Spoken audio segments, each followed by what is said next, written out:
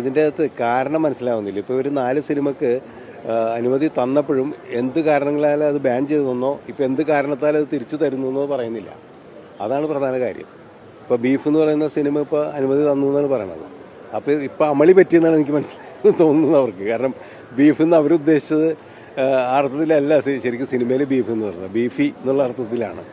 അപ്പോൾ അത് അവർക്ക് മനസ്സിലായില്ല. അതുകൊണ്ടാണ് അപ്പോൾ ആ അമളി പറ്റിയതുകൊണ്ടാണ് അത് തിരിച്ചു തരുന്നതെന്നാണ് ഞാൻ മനസ്സിലാക്കുന്നത്. പക്ഷേ മറ്റ് സിനിമകൾ ഇപ്പോൾ ഏറ്റവും പ്രധാനപ്പെട്ടത് ബാറ്റിൽ ഷിപ്പ് പോട്ടംകിൻ, അത് 100 വർഷം തികയാണ്. ഇപ്പോൾ ഇത് 100ാമത്തെ വർഷമാണ് ബാറ്റിൽ ഷിപ്പ് പോട്ടംകിൻ. സൈലൻറ്റ് മൂവി നമുക്കറിയാലോ. അത് സിനിമയുടെ എന്താ പറയുക, ഒരു ചരിത്രം പഠിക്കുന്ന എല്ലാവരും കണ്ടിട്ടുള്ള ഒരു സിനിമയാണ്. പുതിയ തലമുറ കാണേണ്ട ഒരു സിനിമയാണ്. അതുകൊണ്ടാണ് ഇവിടെ ഈ 100ാം വർഷത്തിൽ അത് പ്രദർശിപ്പിക്കുന്നത്. അത് ലോകം മുഴുവൻ എല്ലായിടത്തും പ്രദർശിപ്പിക്കുന്നതാണ്. ഇന്ത്യയിൽ തന്നെ എൻ്റെ ഒരു നമുക്കറിയില്ല, കാരണം നമ്മളൊക്കെ ജനിക്കുന്നതിന് മുമ്പ് ആ സിനിമ ഇവിടെയൊക്കെ കാണിക്കുന്നുണ്ട്, ഇന്ത്യയിൽ കാണിക്കുന്നുണ്ട്. ഒരു 1000 തവണത്തിൽ കൂടുതലൊക്കെ ഇന്ത്യയിൽ പല സംസ്ഥാനങ്ങളിൽ ഇത് കാണിച്ചിട്ടുണ്ടാവും. കേരളത്തിൽ എന്തായാലും 1000 തവണയിൽ കൂടുതൽ കാണിച്ചു കാണും. ഈ IFFK തന്നെ 2-3 തവണ കാണിച്ചിട്ടുണ്ട് ഇതിനു മുമ്പൊക്കെ. ആ സിനിമ എന്തുകൊണ്ട് അവർ കാണിക്കാൻ പാടില്ല എന്ന് പറയുന്നതിൻ്റെ പോളിഷ്നെസ് എന്തായാലും പറയേണ്ടതെന്ന് മനസ്സിലാവുന്നില്ല. അതുപോലെ തന്നെയാണ് ഇപ്പോൾ പലസ്തീൻ പാക്കേജിലെ സിനിമകളൊന്നും എല്ലാം വിട്ട് കിട്ടിയിട്ടില്ല. അതിൻ്റെ കാരണം അവർ പറയുന്നില്ല. പിന്നെ വേറൊരു തമാശയുണ്ട്. ഇവിടെ ക്ലാഷ് എന്ന് പറഞ്ഞ സിനിമ, വാജിബ് എന്ന് പറഞ്ഞ സിനിമ, ഇത് രണ്ടും മികച്ച സിനിമക്ക് IFFKക്ക് മികച്ച സിനിമക്കുള്ള അവാർഡ് കിട്ടിയ സിനിമയാണ്. അതിവിടെ പ്രദർശിപ്പിച്ചാണ്. അന്ന് അവാർഡ് കിട്ടിയതാണ്. ആ സിനിമ കാണിക്കാൻ പാടില്ല എന്ന് പറയുന്നത് അതിന് കാരണമില്ല. ഇത്തരം സിനിമകളൊക്കെ തന്നെ അതിന് കാരണമില്ലാതെ ഈ സിനിമകളൊക്കെ എന്തുകൊണ്ട് പ്രദർശനാനുമതി നിഷേധിച്ചു എന്നുള്ളതാണ്. അല്ല അതിന് വേറെ കാര്യമുണ്ട്. അതങ്ങനെയാണ് എല്ലാ വർഷവും ചെയ്യുന്നത്. എന്നാൽ അവർ നേരത്തെ അങ്ങനെ ഒരു നോട്ടിഫിക്കേഷൻ തരണം നമുക്ക്. അതായത് ഷെഡ്യൂൾ ചെയ്യാന്ന് പറഞ്ഞു കഴിഞ്ഞാൽ ഇപ്പോൾ അവർ അനുമതി ഇന്ന് ഇപ്പോൾ ഈ സമയത്ത് കിട്ടിക്കഴിഞ്ഞാൽ ഷെഡ്യൂൾ ചെയ്യാൻ പറ്റും. അപ്പോൾ ഇത് നേരത്തെ അയക്കണം എന്നായിരിക്കും അവർ ഉദ്ദേശിക്കുന്നത്. അതായത് നമുക്ക് പറ്റില്ല. കാരണം എന്താ പറയുക, ഈ സിനിമകൾ കൺഫേം ചെയ്യണ്ടേ. ഇപ്പോൾ നമുക്ക് കാനിൽ അവാർഡ് കിട്ടിയ സിനിമ, ആ കാനിൽ അവാർഡ് കിട്ടിയ സിനിമ കൺഫേം ചെയ്ത് വരണമെങ്കിൽ ടൈം എടുക്കും. കാരണം അവർക്ക് നമ്മൾ അയച്ചു, അവിടുന്ന് ഇത് ചെയ്ത് അവർ പറയുന്ന ഇഫി കഴിയട്ടെ അല്ലെങ്കിൽ മറ്റോടത്തെ ഫെസ്റ്റിവൽ കഴിയട്ടെ, ഇതൊക്കെ കഴിഞ്ഞിട്ടാണ് അവർ ഇത് ചെയ്യുന്നത്. കാരണം നമ്മുടെ ഇതിലല്ലല്ലോ.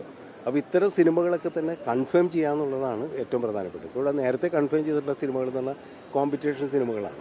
ഈ കോമ്പറ്റീഷൻ സിനിമകളും കാര്യങ്ങളൊക്കെ നേരത്തെ ഇവിടെ സ്ക്രീനിങ് നടക്കുന്നതുകൊണ്ട് ആ ലിസ്റ്റ് അയച്ചു കൊടുക്കാറുണ്ട്. അപ്പോൾ അവർ അയക്കുമ്പോൾ പലപ്പോഴും പറയാറെന്ന് വെച്ച് കഴിഞ്ഞാൽ എല്ലാം കൂടി ഒരുമിച്ച് അയക്കാൻ പറയും. അങ്ങനെയൊക്കെയാണ് ഉണ്ടാകുന്നത്. അപ്പോൾ ചില സിനിമകളുടെ അവൈലബിലിറ്റിയൊക്കെ അത് ടൈമൊന്നും അങ്ങനെ പറയാൻ പറ്റില്ല. ഇപ്പോൾ ഷെഡ്യൂൾ ഫിക്സ് ചെയ്തിട്ട് ഇപ്പോൾ ഷെഡ്യൂൾ ഫിക്സ് ചെയ്യാനായിട്ട് ലേറ്റ് ആയി കഴിഞ്ഞിട്ടുണ്ടെങ്കിൽ മൊത്തം ഫെസ്റ്റിവൽ തയ്യാറാവില്ലേ. ഇതിന് കാരണവും കൂടി വേണ്ടേ. നമുക്കും ഏകദേശം കോമൺ സെൻസ് ഉണ്ടല്ലോ. ഇതിപ്പോൾ 30ാമത്തെ വർഷമല്ലേ. എന്തുകൊണ്ടാണ് ഈ സിനിമകൾ നിഷേധിക്കുന്നത് എന്നുള്ളതിന് മനസ്സിലാക്കാൻ പറ്റാണ്ടല്ലോ. ബ്യൂറോക്രാറ്റിക് മാത്രമൊന്നുമല്ല, പൊളിറ്റിക്കലായിട്ടുള്ളതാണ്. ബ്യൂറോക്രാറ്റ് അങ്ങനെ ചെയ്യുമെന്ന് എനിക്ക് തോന്നുന്നില്ല. കാരണം അല്ലെങ്കിൽ അവിടെ ഇരിക്കുന്നൊരു കോമൺ സെൻസ് ഇല്ലാത്ത അല്ലെങ്കിൽ ഫൂൾസ് ആയിട്ടുള്ള ആൾക്കാരായിരിക്കണം. കാരണം ഇങ്ങനെയുള്ള സിനിമകളെ കുറിച്ചൊന്നും അറിയാതെ അതൊന്നുമല്ല. ചില സിനിമകളെ നോക്കി അങ്ങനെയാണെങ്കിൽ കുറേ ഒരു ലോട്ടായിട്ട് മൊത്തം സിനിമകൾ അങ്ങ് ബാൻ ചെയ്താൽ പോലെ. അതല്ലല്ലോ. നമ്മൾ ഈ സിനിമകൾ പരിശോധിച്ച് കഴിഞ്ഞാൽ അതിൻ്റെ പൊളിറ്റിക്സ് നമുക്ക് മനസ്സിലാവും. ഇന്ന രാജ്യങ്ങളിലെ ഇന്ന പൊളിറ്റിക്സ് സംസാരിക്കുന്ന സിനിമകളാണെന്ന് പറയുമ്പോൾ ബ്യൂറോക്രസിയുടെ ഒരു ഇതാണെന്ന് മാത്രമായിട്ട് അതിനെ ചുരുക്കി കാണാൻ പറ്റില്ല. അതുകൊണ്ടാണ് പറയുന്നത് ഇതിനകത്തൊരു രാഷ്ട്രീയമുണ്ട്. ഞാൻ മനസ്സിലാക്കുന്നത് വെച്ച് കഴിഞ്ഞിട്ടുണ്ടെങ്കിൽ IFFKയെ ഹൈജാക്ക് ചെയ്യുന്നു എന്നുള്ളതാണ് ഇതിൻ്റെ പ്രധാനപ്പെട്ട ഒരു കാര്യമായിട്ട് തോന്നുന്നത്. കാരണം അതെ ഇത്രയും പ്രധാനപ്പെട്ട ഒരു പരിപാടി നടത്തും. അക്കാദമിയുടെ ഏറ്റവും പ്രധാനപ്പെട്ട പരിപാടി നടക്കുകയാണ്. ഇപ്പോൾ ചെയർമാൻ ലണ്ടനിലാണുള്ളത്. അപ്പോൾ അത് ഇതിനെ ബാധിക്കുന്നുണ്ടോ? അല്ല, അത് ഈ കാര്യത്തിൽ ബാധിക്കുന്നുണ്ടോ എന്ന് ചോദിച്ചു കഴിഞ്ഞിട്ടുണ്ടെങ്കിൽ ചെയർമാൻ ഒരു ഡിസിഷൻ ഫാക്ടറാണ്, യാതൊരു സംശയമില്ല. കാരണം ചെയർമാനാണ് ഫെസ്റ്റിവൽ ഡയറക്ടർ. അപ്പോൾ ഫെസ്റ്റിവൽ ഡയറക്ടറുടെ അനുമതി ഇല്ലാണ്ട് ശരിക്കും പറഞ്ഞാൽ ഒരു സിനിമ കാണിക്കാതിരിക്കാനും പാടില്ല. അങ്ങനെയാണ് ഇതിൻ്റെ നിയമം. അപ്പോൾ ഫെസ്റ്റിവൽ ഡയറക്ടറാണ് അത് ഫൈനൽ ഡിസൈഡ് ചെയ്യുന്ന ഫാക്ടർ എന്ന് പറയുന്നത്, അല്ലാതെ സർക്കാർ പോലുമല്ല. സർക്കാരിന് ഇതിൻ്റെ അകത്ത് ശരിക്കും പറഞ്ഞെങ്കിൽ അങ്ങനെ റോളില്ല. പക്ഷേ ഇപ്പോൾ അവിടെ നിന്ന് ഇപ്പോൾ ഇത് നിരോധിച്ച് വരുമ്പോൾ സർക്കാർ ഇടപെടാതിരിക്കാൻ പറ്റില്ല. അപ്പോൾ ചലച്ചിത്ര അക്കാദമിക്ക് അപ്പുറത്തായിട്ട് ഇതൊരു പൊളിറ്റിക്കൽ ഡിസിഷൻ വരണം. ആ പൊളിറ്റിക്കൽ ഡിസിഷൻ്റെ ഭാഗമായിട്ടാണ് സർക്കാരിൻ്റെ അനുമതിയോടുകൂടി ഇവിടെ പ്രദർശിപ്പിക്കാം. അതാണിപ്പോൾ ബംഗാളിൽ നടന്നത്. മമതാ ബാനർജി അനുവാദം കൊടുത്തു, നിങ്ങൾ കാണിച്ചോളൂ, ബാൻ ചെയ്ത പടങ്ങളൊക്കെ കാണിച്ചോളാൻ പറഞ്ഞു, അവിടെ കാണിച്ചു. അപ്പോൾ അതുപോലെ ഒരു പൊളിറ്റിക്കൽ ഡിസിഷൻ വരികയാണെങ്കിൽ ഇവിടെ കാണിക്കാവുന്നേ ഉള്ളൂ. പക്ഷെ അതിപ്പോൾ അക്കാഡമിക്ക് തീരുമാനിക്കാൻ പറ്റില്ല. പിന്നെ ചെയർമാൻ ഇല്ല എന്ന് പറയുന്നത് സാങ്കേതികമായിട്ട് ശരിയല്ല എന്നുള്ളൊരു അഭിപ്രായം തന്നെ എനിക്കുള്ളത്. പക്ഷെ അദ്ദേഹം ഇവിടെ ചെയർമാനായിട്ട് ചാർജ് എടുക്കുന്നതിന് മുൻപ് തന്നെ മിനിസ്റ്ററോട് പറഞ്ഞിരുന്നു, എനിക്ക് ഈ ഫെസ്റ്റിവൽ സമയത്ത് വരാൻ പറ്റില്ല, എൻ്റെ അസൗകര്യം നിങ്ങൾ അംഗീകരിക്കുന്നുണ്ടെങ്കിൽ ഞാൻ ചാർജ് എടുക്കാമെന്ന് അദ്ദേഹം പറഞ്ഞിട്ടുണ്ടായിരുന്നു. അപ്പോൾ ആ രീതിയിൽ അദ്ദേഹത്തെ കുറ്റപ്പെടുത്താൻ പറ്റില്ല. പക്ഷേ ഇത്രയും തിരക്കുള്ള ഒരാൾ ചെയർമാനായിട്ട് വരേണ്ടതുണ്ടോ എന്നുള്ളതാണ് ചോദ്യം ചെയ്യേണ്ട കാര്യം. കാരണം ആ ചോദ്യമുണ്ട്. കാരണം അദ്ദേഹം ഭയങ്കര തിരക്കുള്ള ഒരു ഇന്ത്യയിൽ തന്നെ ഏറ്റവും തിരക്കുള്ള ഒരു സൗണ്ട് റെക്കോർഡിസ്റ്റും അത്രയും തിരക്കുള്ള ഒരു മനുഷ്യനാണ്. അദ്ദേഹത്തിന് ഇതുപോലെ അദ്ദേഹത്തിനെ സംബന്ധിച്ചോളം ഇത് ചെറിയൊരു കാര്യമായിട്ടാണ് എനിക്ക് തോന്നുന്നത്, ഈ അക്കാഡമി ചെയർമാൻ എന്ന് പറയുന്നത്. അപ്പോൾ ഇത് ചാർജ് എടുത്തിട്ട് ഫുൾ ടൈം ഇതിൻ്റെ കൂടെ സഞ്ചരിക്കുക എന്ന് പറയുന്നത് കുറച്ച് ബുദ്ധിമുട്ടാണ്. അതിൻ്റേതായ ലിമിറ്റേഷൻസ് അക്കാഡമിക്കും ഉണ്ടാവും.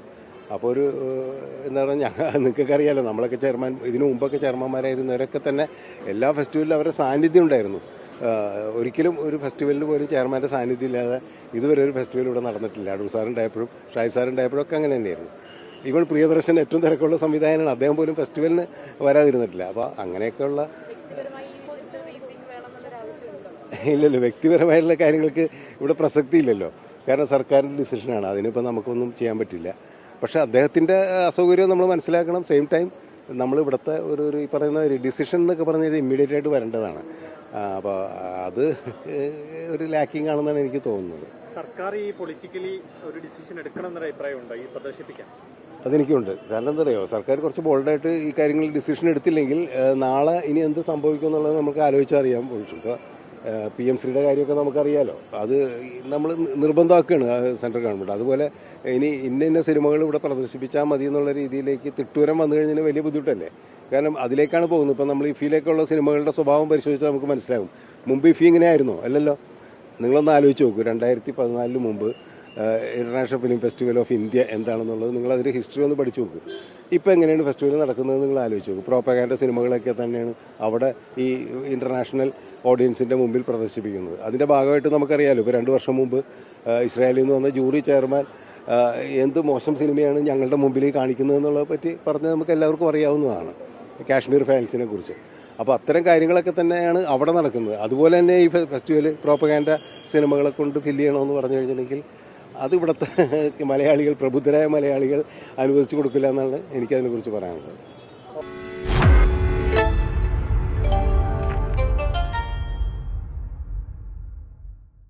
ലോകത്തെവിടെയായാലും ഏത് സമയത്തും 24 വാർത്തകളും ഓഗ്മെന്റഡ് റിയാലിറ്റി പാക്കേജുകളും എക്സ്പ്ലെയിനറുകളും വിശദമായി കാണാൻ ഞങ്ങളുടെ യൂട്യൂബ് ചാനൽ നിങ്ങൾക്ക് സബ്സ്ക്രൈബ് ചെയ്യാം.